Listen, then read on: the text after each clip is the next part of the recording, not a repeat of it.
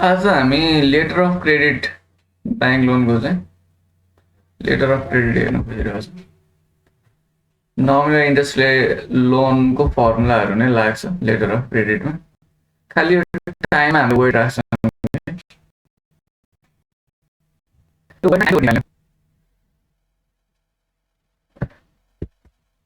Letter of credit line of credit कहाँ गयो? Bank लोनको लाइन अफ क्रेडिट है।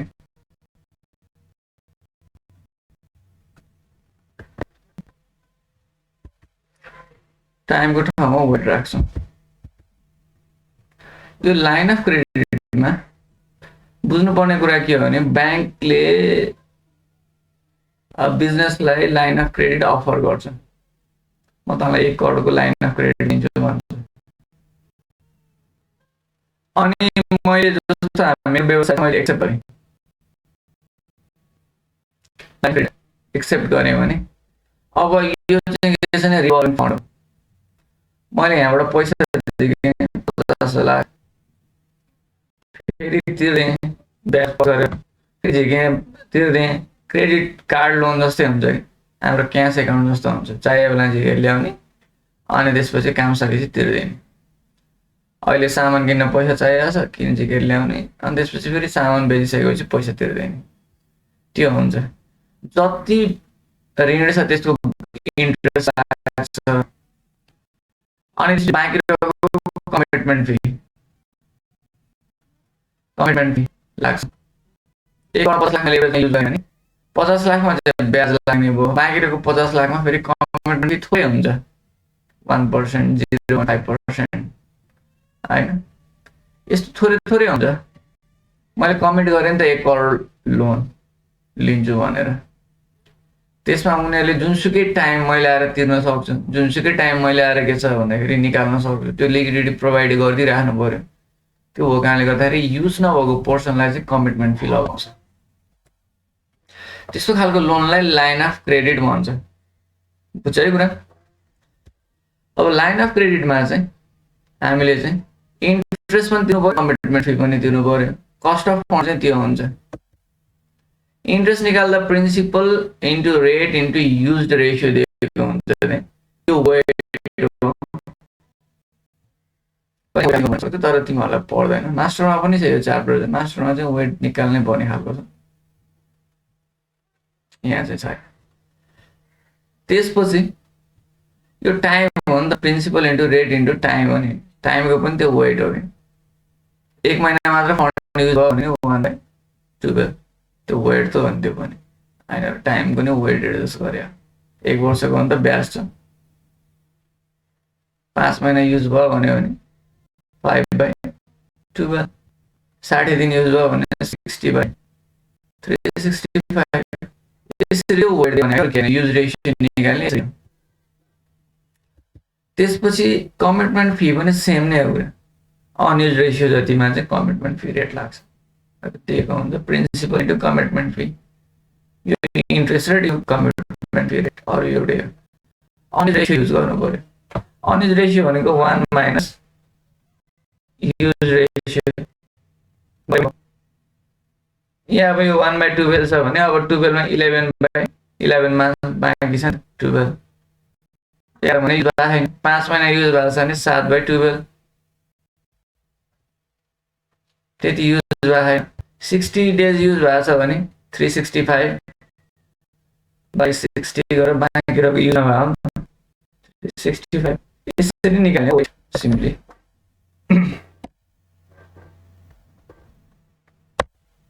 एनुअल रेट निकाल्नु पर्यो भने total cost of fund divide by principal into use ratio गर्ने। यदि यो फेरि 3 महिनाको लागि मात्र भयो भने फेरि त्यसलाई पनि एनुअलाइज गर्नुपर्छ। 1 प्लस पेरियोडिक रेट पावर यहाँ माइनस 1 गरेर यति महिना भनेको 4 टाइम्स कम्पाउन्डिङको 4 गरेर यसलाई पनि गर्नुपर्छ माथि गरे जस्तै। सिम्पल छ हिसाब, त्यस्तो छैन। यहाँ 21 नम्बरमा हेरौँ, लाइन अफ क्रेडिट क्वेसन छ। म यो लाइन अफ क्रेडिट क्वेसन फटाफट गर्छु।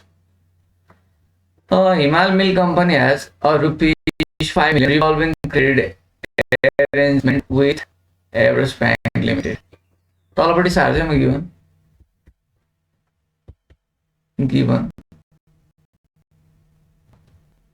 गिभनमा प्रिन्सिपल अमाउन्ट और loan amount line of credit को चाहिँ हिसाब 21 number question number 21 question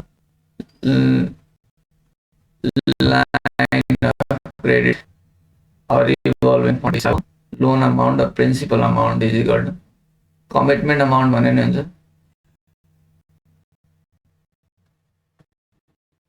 principal amount is equal rupees 5 million.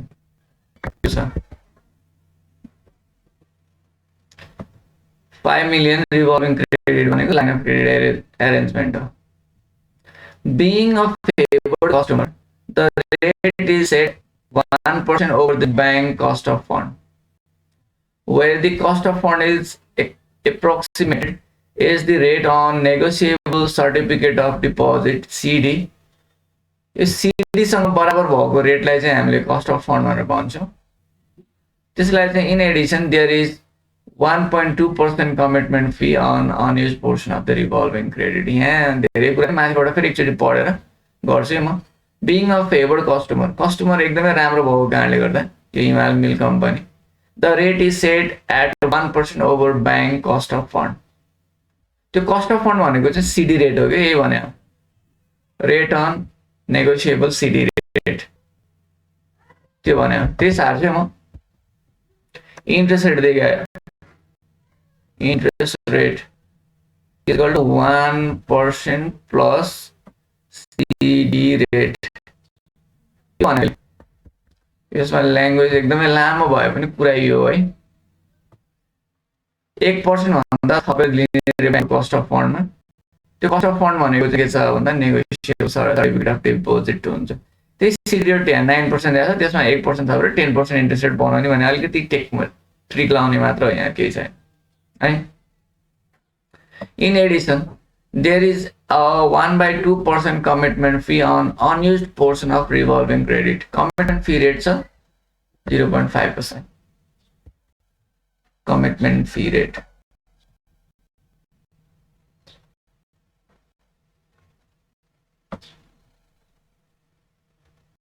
is equal to commitment fee rate is equal to 0.5% or 1/2 भने 0.5%. त्यसपछि A मा if the CD rate is expected to average 9% for coming year and if company you expect to utilize on average 60% of total commitment and दुईटा कुरा चाहिँ एउटा CD rate 9% दिएको छ त्यसमा 1% जोडेर 10% बनाउने हो एप्लिकेबल इन्ट्रेस्ट रेट त्यो हुन्छ. अर्को के छ भन्दाखेरि युटिलाइज भएको 60% छ. हामीलाई 60% भनेर दियो भने युज रेट एकदम इजी हुन्छ निकाल्न. युज रेसियो 60% भयो. What is expected annual rupee cost for this credit arrangement. Rupee cost निकाल भनेको छ. पहिला 9% सिडी रेट राख्छौँ. CD rate is equal to 9%. है CD rate is equal to 9% भयो भने इन्ट्रेस्ट रेट कति हुने भयो त. Interest rate is equal to 9 plus 1 is equal to यो गरे है पर्सेन्ट है 10%. यूज रेशियो पनि दिएको छ हामीलाई. Use ratio is equal to 60%. अब अनयुज रेशियो कति हुने हो त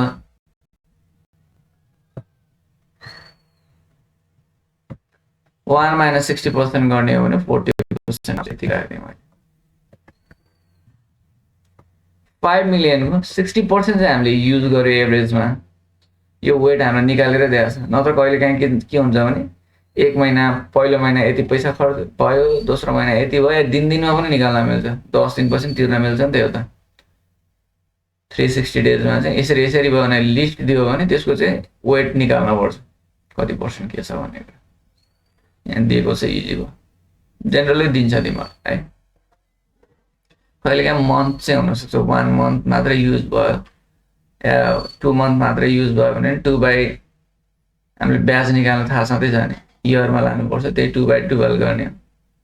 बाँकी रहेको मन्थ चाहिँ फेरि CD rate sorry commitment fee रेटमा लगाउने हो।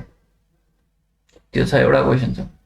त्यसपछि हामीलाई सोधेको छ rupee cost of commitment fee sorry line of credit.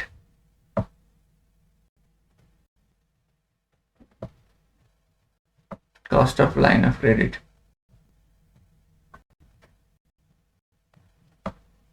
और टोटल कस्ट अफ फन्ड निकाल भने अहिले इज इक्वल टु वाट के हो त total cost is equal to interest cost plus commitment fee cost. Commitment fee मात्र भन्दैन हुन्छ, interest cost plus commitment fee यो। अब इंटरेस्ट कस्ट र कमिटमेंट फी सेपरेटली निकाल्ने अनि त्यसपछि भइहाल्छ। where interest is equal to के हो त formula principal into interest rate into use ratio। principals of 5 million into interest rates of 10% ये 10% लगायो भनेर into use ratio 60%। निकाल्दा कति आयो 0.6 गरे पनि हुन्छ है, मेटेर 0.6 पाउनुहुन्छ।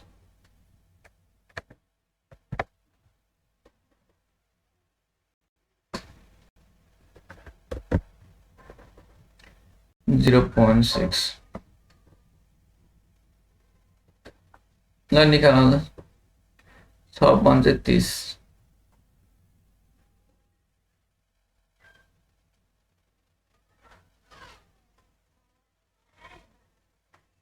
3 लाख आयो जस्तो लाग्यो।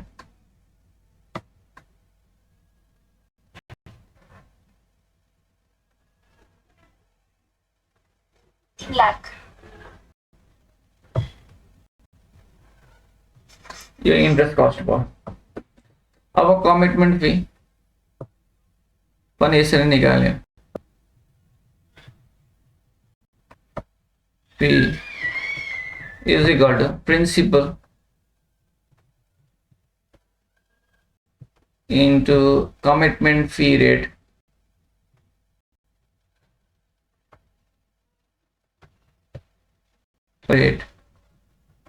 into unused ratio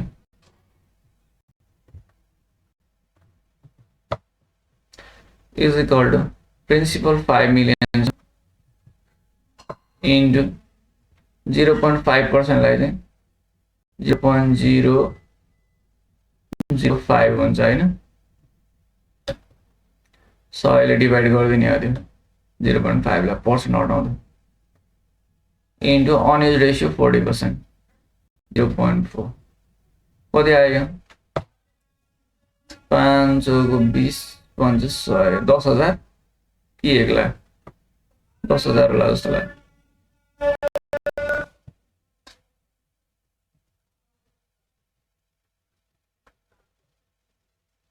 10,000 आयो निकाला हेर फिर बिग्रेल।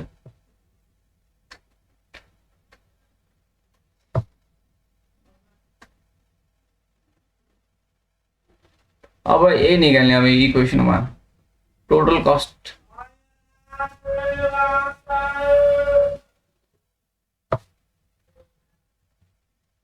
Is equal to interest cost 3 lakh छ,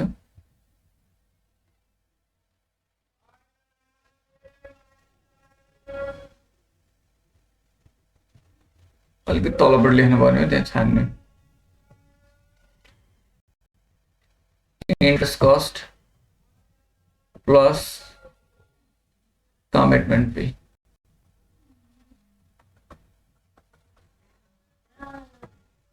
is equal to interest cost 3 lakh plus 10,000 rupees 3,10,000.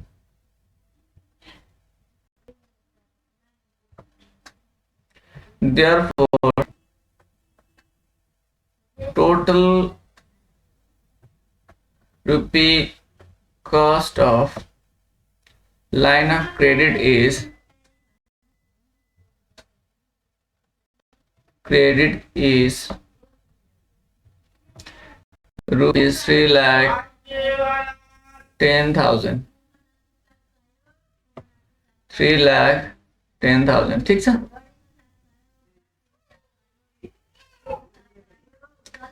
ठीक छ?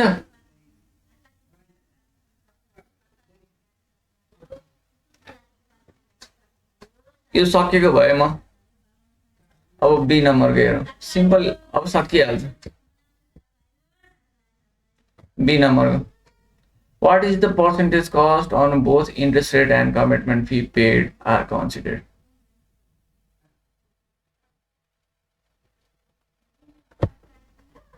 बी नम्बरमा चाहिँ पर्सेन्टेज कस्ट निकाल भनेको छ.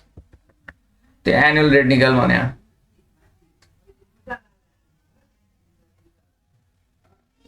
percentage cost of fund is equal to what? अब annual cost निकाल भने is equal to total cost of fund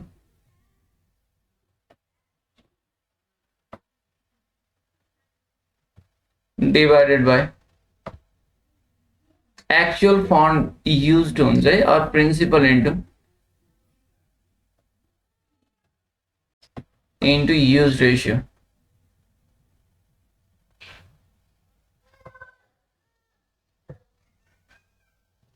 निकालो, यहाँ निकालें. टोटल कॉस्ट ऑफ फंड आज 3,10,000 डिवाइडेड बाय हाम्रो 5 मिलियन इन्टु यूज रेशियो कति हो 60%. निकाला तो कति आयो. Therefore, annual percentage cost of fund is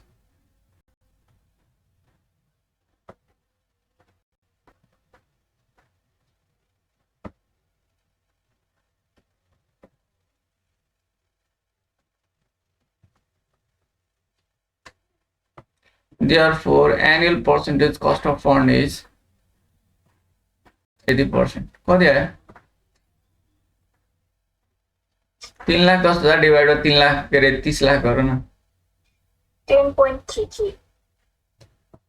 10.33%.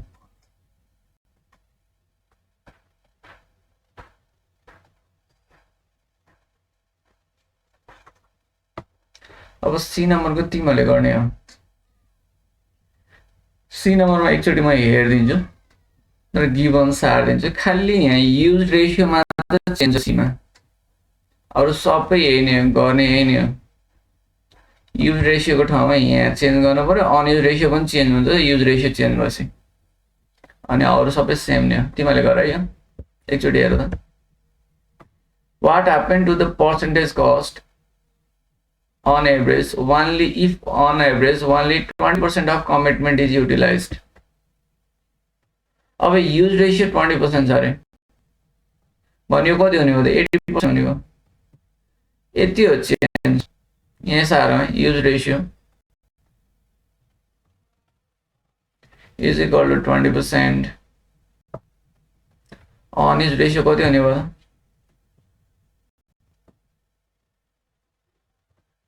is equal to unused ratio is equal to 80%. हो भने यही सोधेको छ percentage cost of fund, annual percentage cost of fund.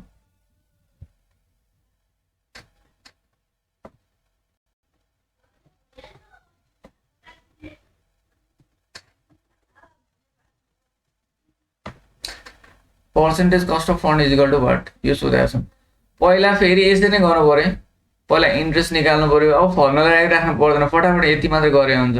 Interest is equal to 5 million into 0.1 into 0.2 गर्नु पर्यो यहाँ 20%. Commitment fee is equal to 5 million into 0.005 into 8 गर्नु पर्यो. यो दुईटा अनि टोटल निकाल्नु पर्यो. टोटल कस्ट अफ फन्ड यो दुईटा जोडेर ट्याक्क लगाएर देयरफोर राखिराख्नु पर्दैन। अनि फेरि के छ पर्सेन्टेज कस्ट अफ फन्ड भनेर total cost of fund divided by principal into use ratio. यो पनि बिर्सिनु हुँदैन। पैसा त यति मात्रै युज भयो, यति युज भएकोमालाई चाहिँ यति तिर्यो ब्याज। ल निकाल्दा त कति आउँछ?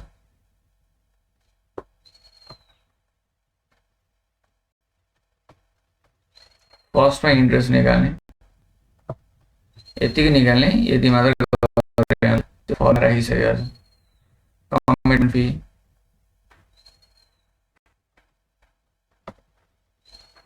फी निकाल्न, यति गरे हुन्छ। यहाँ मात्रै चेन्ज गर्ने, टोटल कस्ट दुईटा जोड्दै हुन्छ, त्यो र त्यो फटाफट जोड्दै हुन्छ। अनि त्यसपछि पर्सेन्टेज कस्टमा पनि यतिकै निकाल्नु, फर्मुला मात्र राखिसकेको छ।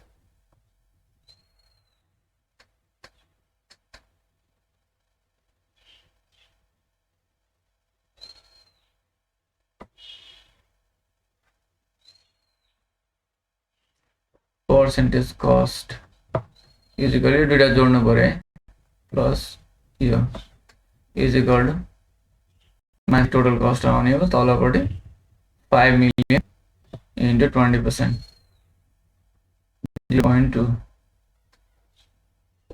ल सिधो पनि लेखेर कन्भर्ट गरेँ है। माथि जसरी annual percentage cost of fund यति।